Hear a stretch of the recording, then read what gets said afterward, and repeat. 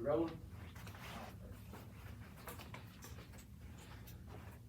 Okay, so the purpose of today's meeting is to, why is data important for us at the Randolph Roanoke Career Tech School?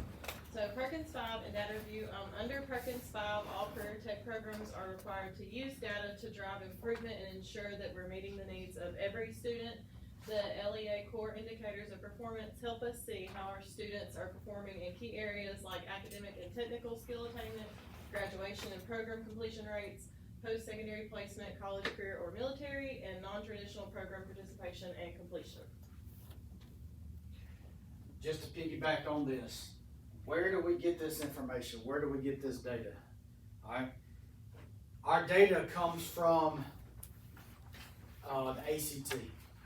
Okay, and you'll in just a minute we'll get into our packet, but what students are counted in this number that you're fixing to get? Okay, it is students that are concentrators. Now remember, a participator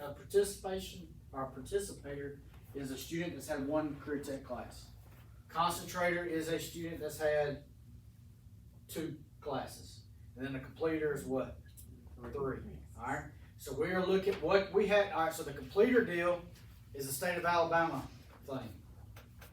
Perkins 5, the federal stuff. All right.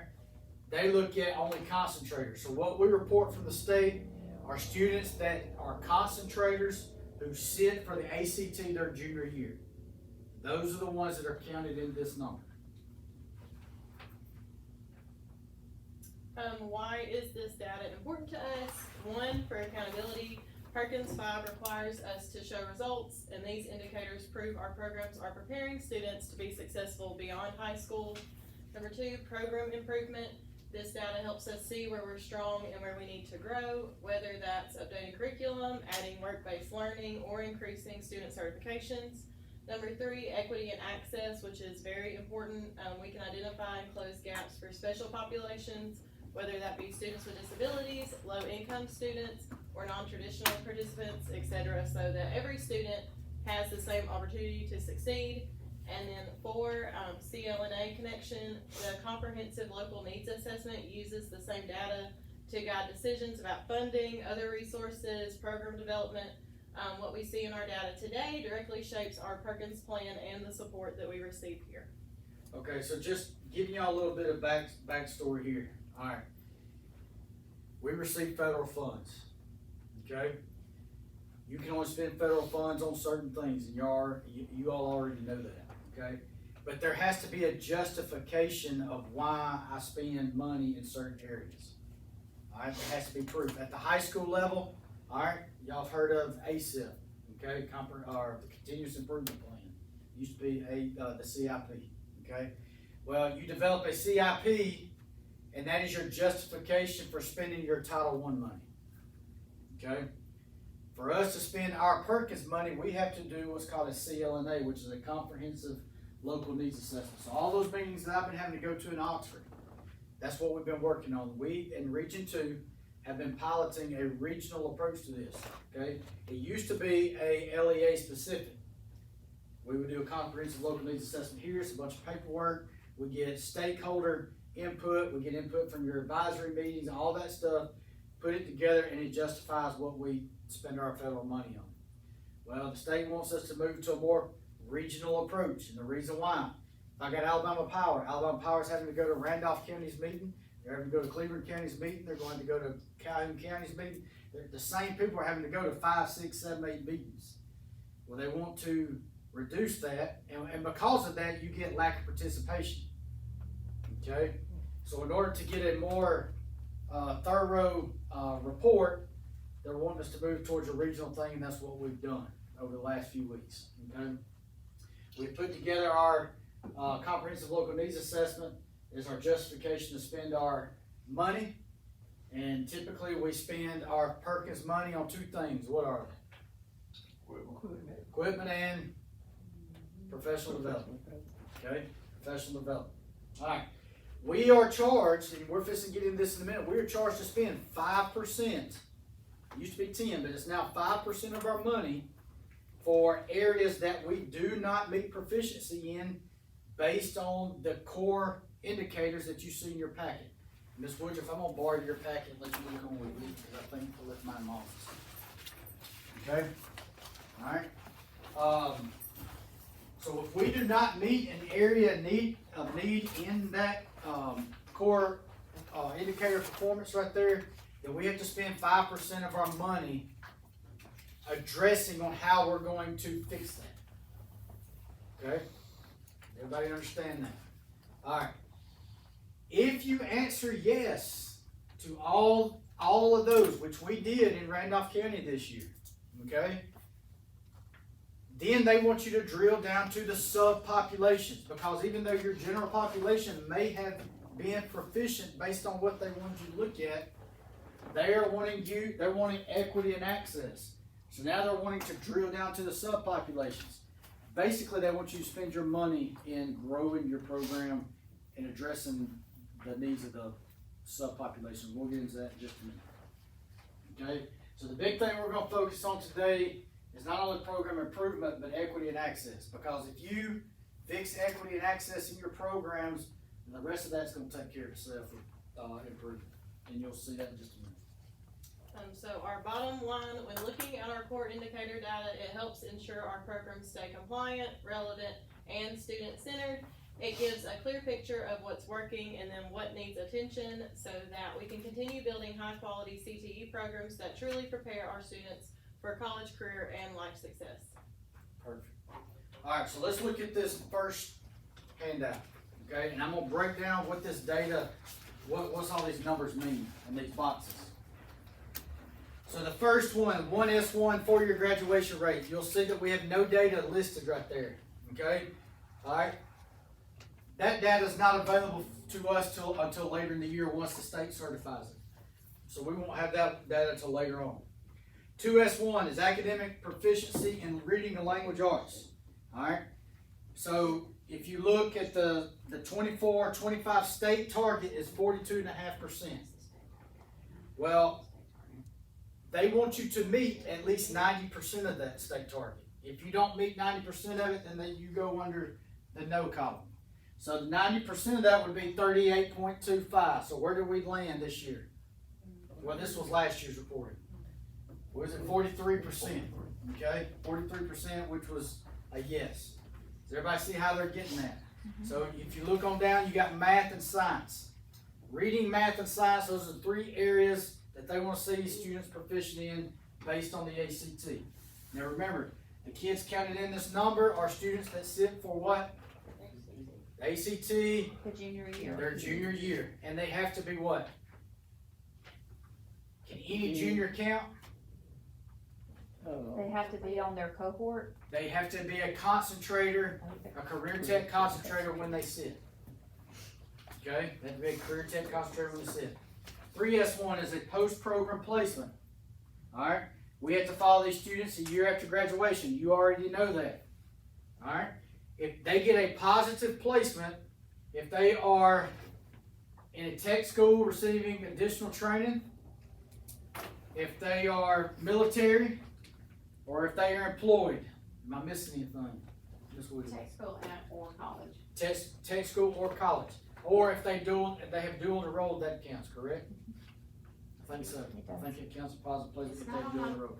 Because, yes, I do know that. Because Calhoun County, their post-program placement's always like 90-something%, and it's because most of their career tech programs are dual enrollment programs. So if they took dual enrollment in high school, then they get positive placement.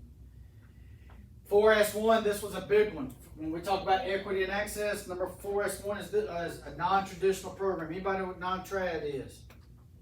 Non-traditional. It's got both female and male in it. Alright, it is a program, for example, health science is typically a male or female program. Female. Typically a female program. So a male student in health science would be a non-traditional. Construction. Alright, typically a what program? Male. Male. A female in that program would be non-traditional. Okay? And then the last one is program quality industry credential. That is just earning a credential, your credential based exam. Okay? Any questions on that before we get into the meetup? Okay, so we're gonna be comparing, 2023-24 versus 2024-25 data between Randolph County and Roanoke City. So in that packet that you just got out, the 2 pieces of paper, or 4 pieces of paper, I think, The first clip. we're gonna look at Randolph County between 2023 and 2024, and then 24 and 25. So take your 4 sheets of paper in that first clip, lay them out where you can, and side by side, Randolph counties, and then Roanoke cities where you can see the two.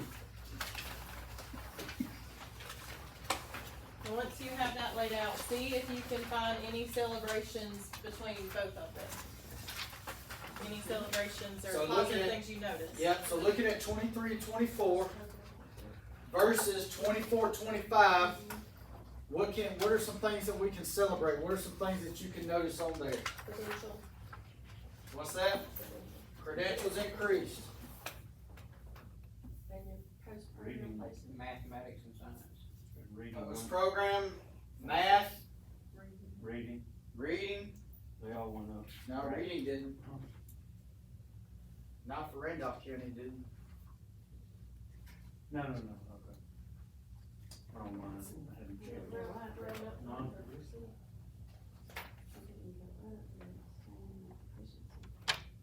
So we saw some increases across the board, right? Alright, what's an easy weakness there that you see?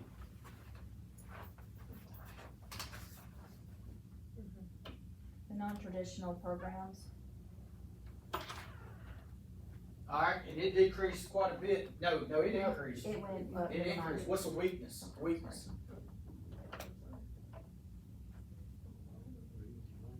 What, who said it? Reading. Reading went down. Reading went down, so that would obviously be a weakness, right?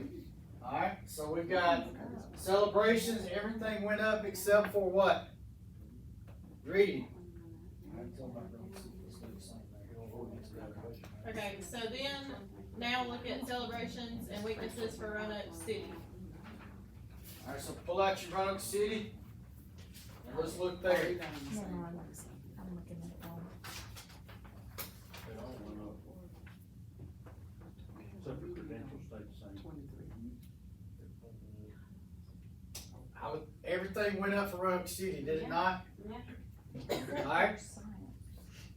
based on this sheet, do you see any weakness? You said science? Why would you say science? Because it didn't meet the target. It's still under what? The state target, right? So, looking at the sheet, even though we went up, we are still where? Very good. Okay, so now for Randolph County, we're gonna look at surprises, and then we're gonna look at the credentials. So see if you notice anything, any surprises you notice, or anything with the credentials with Randolph County.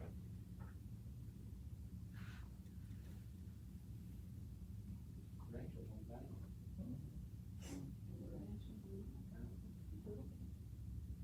It's still meeting the target, but it did go down just a little bit.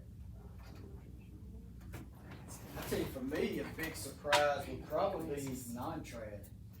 We grow 10% there. Which means that we're recruiting and our non-trad students to go in these non-traditional programs, which is pretty good.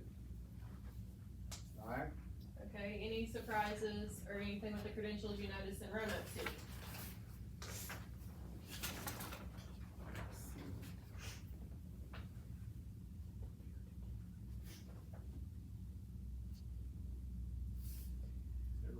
Reading went up 15. reading went up big time, didn't it? And non-trad went up. Non-trad went up, I almost agree. 15. So we're looking at a big increase in reading and a big increase in non-traditional. Alright, let's think about credentials here. If I was just a anybody on the street coming in, I'm just looking at this, what would I think that we're doing right in Randolph County and Roanoke City? By just looking at this paper, what are we doing absolutely, we're knocking it out of the park? And credentials, why? Cause you're looking at 99 and 100%, right? But, is that the true story? Do you test 100% of the kids in your class? No. Lead quality assurance might, but everybody else is not. Alright? So there is a sheet in your packet. Let's see if I I can think find it's the third set of papers. Yeah. The third set of papers, pull it out. It's the second, it's the third and fourth page of the third set of papers. And you can see that this is Randolph County and Roanoke City. And you should be able to find your program and find how many that you tested last school year.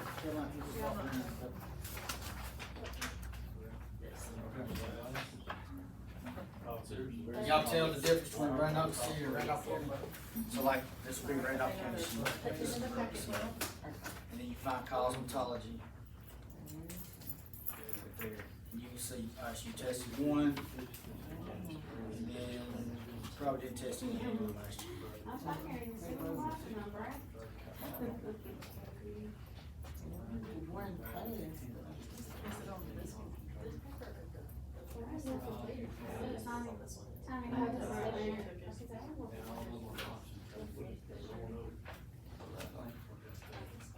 Alright, let me show you a surprising number here.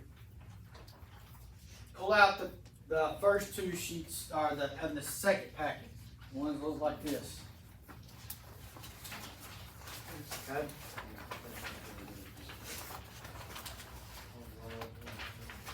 Yeah, one's Roanoke, one's Randolph County. Now, if you will look at the top part, is you say system code, Randolph County, school counts 3, and then you see participants. Let's just say participants and concentrators. What does that number say? 500 and what? 22. 522. That's how many career tech students that we have in our system in Randolph County. That is kids that have taken one career tech class all the way to completers. 522 kids. Now, pull out the Randolph County credential form that you just looked at. At the very bottom, in the tested category, what number do you see? 333. 333. And if you take that number and you divide that by the total amount of students that we have, that gives me 64%. We only tested 64% of our career tech students last year. Now, that number can be a little weighted there, okay? I've got some programs that they don't test until those kids are seniors. I've got some programs that give the test in their foundations program. But it is eye-opening that only 64% of our kids were tested last year. And of those 64%, we had 332 pass. So, you're still looking at around 63%. Alright, let's do the same thing for Roanoke City. So how many kids tested in Roanoke City? 136. And then how many students do we have in Roanoke City? 328. 328. What'd you say the testing number was? 136. 136 divided by 328. It comes out as 41%. We only tested 41% of our kids at Hanley. So that number of 100% goes down very, very quickly. Alright? So keep that in the back of your mind. Keep that 64%, keep that 41% in the back of your mind as we go forward.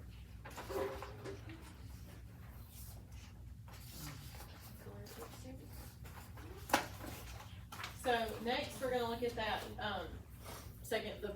the ones that look like this. for both Randolph and Roanoke City. We're gonna compare, does anything stand out between our demographics sheets? Alright, so if you look at the sheets, look at your headers, so you know what you're looking at. You got the total number and then the percentage.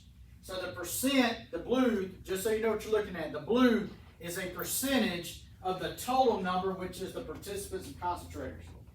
So if there's 522 kids, and you're looking at students that were concentrators, it shows that 89% of the students were concentrators. Does that make sense? Alright, so knowing that, look through this sheet right here. And does anything pop out to you for Randolph County?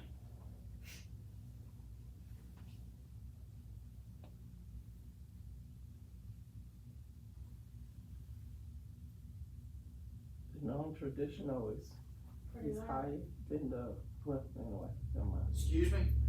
The non-traditional is what? I was looking at the non-traditional, I think I was looking at it wrong though, but I just saw. I tell you what pops out to me. Concentrators, we've got 89% of our kids, we're retaining them in career tech. Alright? We're retaining them in career tech. They're not just taking one career tech class and leaving. Alright? They're taking multiple career tech classes, 89%. I tell you another one that surprises me a little bit. Look at the female and male ratio. Pretty close. I was looking at. 30 years ago, do you think it would be that close? No. It would be more what? Be more male heavy.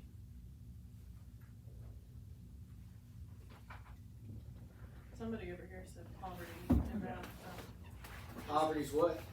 that it stands out. Poverty stands out. What do we see? 60 what? 60%. 66 Roanoke City. Alright. Looking at Roanoke. Look at their participant versus concentrators. Significantly different than the county, right? So that means that half of the kids that are taking one career tech class are leaving and going and doing something else. Why is that? Well, they're being pulled, some of them are. Some of them being pulled, scheduling conflicts. What else?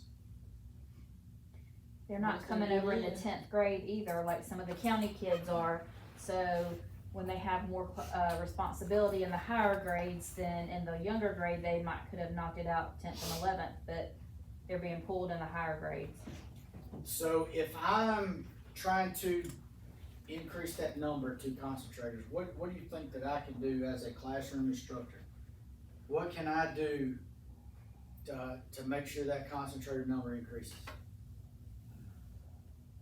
You want to recruit them for 10th grade because they're taking the ACT, you're looking at the ACT in the 11th grade, and they're not complete, or they're not concentrators until 12th grade, or the end of their 11th grade year, and they've already taken the ACT in March. So we have to push our programs at Hanley High School. We gotta push them early. We gotta get them jokers here in the 10th grade.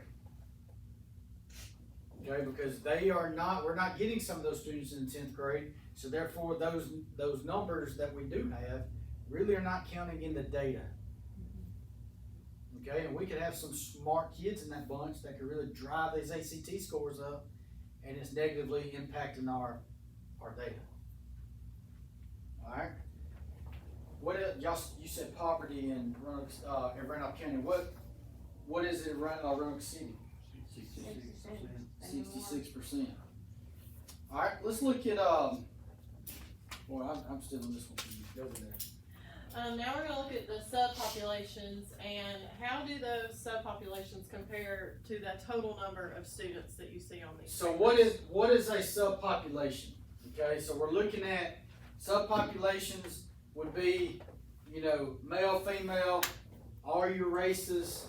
You're looking at two or more, ELs, homeless, migrants, special ed, all those rest of those numbers. So compare the two of those and see how they compare to each of the two school systems.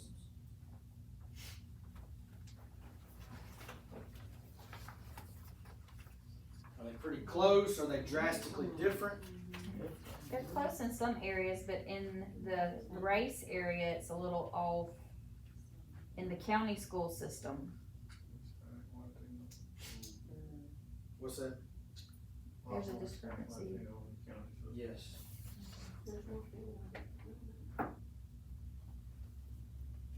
Let's set the race aside and let's drill on down to our EL, our homeless, our special ed, our poverty. Let's look at that area. Closely related, not at all. They're very close.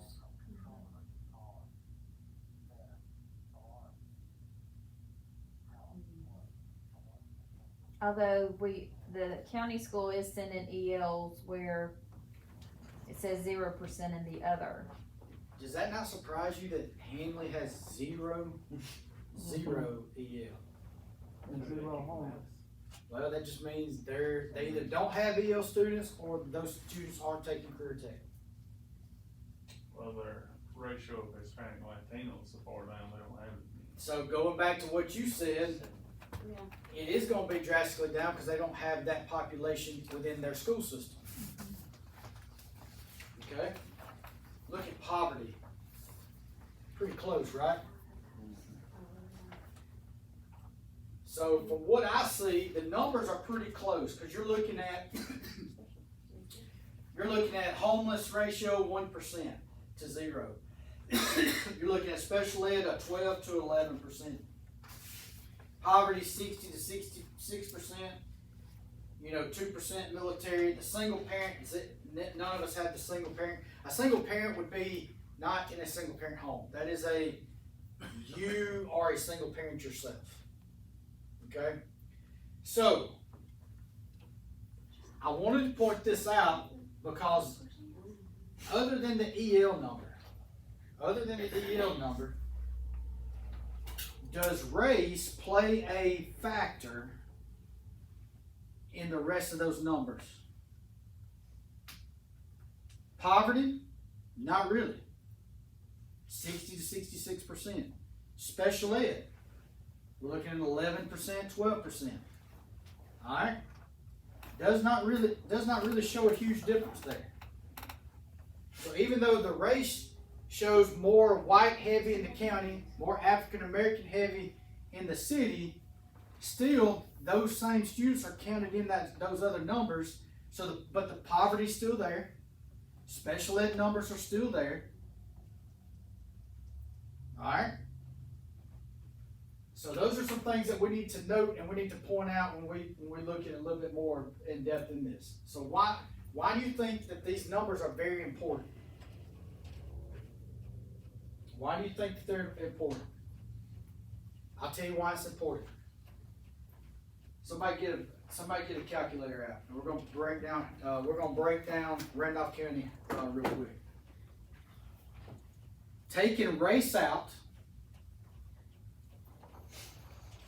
5% is EL, so take 5 plus 1, which is homeless percent, plus 12 special ed percent, plus 60, which is poverty, plus 2 is military. What do you get? 80? So that means 80% of your students from Randolph County fall into a subpopulation group. 80%.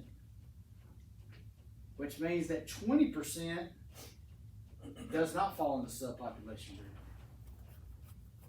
So keep that in the back of your mind. Let's look at Roanoke City real quick. Roanoke City, we have taken race out. We got 11%, 66%. What do you get? How much? 77%. So if you take 80% of the county kids, 77%, those are still pretty comparable numbers. All right? You take those kids that's got barriers against them. They're coming to you with barriers against them. 80% of them. And they're expected to sit down and take an ACT test and be proficient on them when, hey, the majority of them may be hungry. supposed to sit there 4 hours and take a test. Or they may come to you in the mornings with whatever they got going on at home because they live in 80 and 77% of them live in that environment. It's gonna affect the way they perform. It's gonna affect the way they think. It's gonna affect the way they work and things that drives them to be who they are. And it's up to us to reverse a lot of that. You know, we only get them here, 90 minutes or so. We got a lot of work to do in 90 minutes to get them over that hump. Alright? So think about, I'm sorry, go ahead. Think about your classroom and can you identify any of these students that may fall into any of these categories? Special ed, poverty, any of these subpopulations. And when you think of these, think of them or jot some of the students who fall in this category, and is that affecting the school, like the data, positively or negatively? So when you think about these kids that she's talking about, that's in these 80%, these 77%, you can already call names probably right now. How many of them can affect our data in a positive manner? How many of them are doing well in ACT? There's probably some out there. Just because you live in poverty and you're part of that 80% doesn't mean that you're not going to be driven, doesn't mean you're going to be successful, doesn't mean you're going to outperform the 20% that doesn't have the barriers. That doesn't mean that. But if you're thinking about data, you're thinking about numbers, how many, if you had 10 in your class that you can think of right now, how many of the 10 do you think that number would be? 1, 2? How many do you think would be on the negative side, affect the data negatively, not be proficient in some of these areas? Which one's higher, do you think? Just thinking of your classroom, which one do you think would be higher? For ACT. I would say most of those probably on the negative side. Okay? If we're solely basing it on the data that we're given, which is ACT. Now, I'll say this about our data. We aren't comparing apples to apples here, guys. Our 23-24 data is one group of juniors. Our 24-25 data is another group of juniors. So when we look at that first sheet and the breakdown, we saw that this increased and that decreased. We're not really looking at apples to apples. You may have a smarter group come through.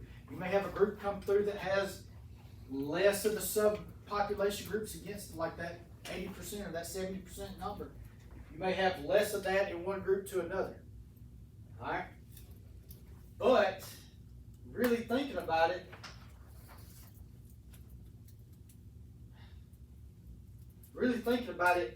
is it going to drastically change the proficiency in ACT? Probably not. Probably not. Alright, so let's skip over that next one, so we just kind of talked about it. Alright, so this next thing that we're going to do, before we get any further, you should have a sheet in your packet that looks like this. This is for Randolph County. And this is going to knock the home run here. This is going to tie it all together. So if you take these two sheets here, and you take the 24-25 Randolph County sheet,